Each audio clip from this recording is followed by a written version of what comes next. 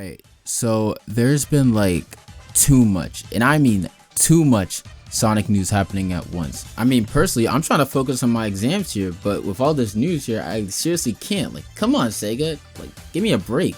However, it is my job to talk about anything Sonic related, so that's exactly what I'm gonna do today. Now, with all of that out of the way, let's actually talk about Sonic Frontiers.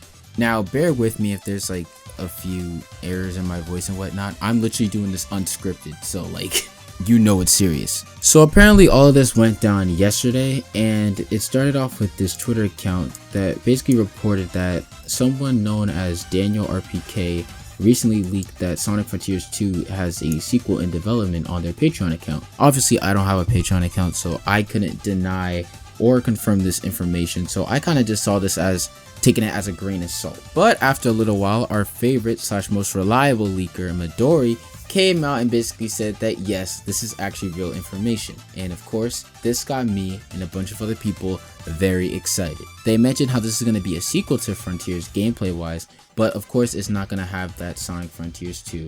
It's going to be a different name, of course. So it'll be very interesting to see what Sega actually does with this sequel. But I will say this though, I have a list of certain things that I wish they do with this sequel based on what they did with the first Frontiers. This actually sends back to what I wanted them to do with the Final Horizon, but honestly I think I asked for too much, so I'm just gonna recycle some ideas I had in that and basically fork them into this new game. Some of the ideas I had were ideas such as having a mini map on the HUD and not just like that stupid compass at the top and stuff.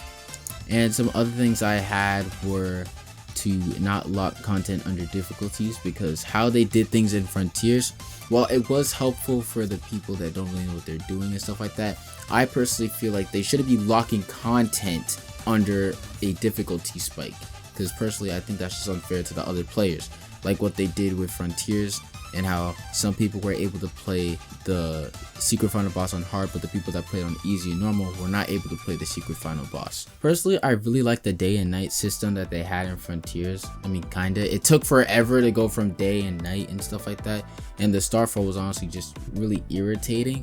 I think an option where you get to choose whether it be day or night would be really helpful for all players. And of course, we cannot forget that we also need to fix Poppin', because that is a really big problem with Frontiers. Ultimately, I'm really hyped for this Sonic Frontiers sequel, or whatever the heck they're gonna call it, because Sega or Sonic Team is too afraid to call something a sequel, because they know ultimately if they fail that one, it's gonna give a bad reputation for the first game.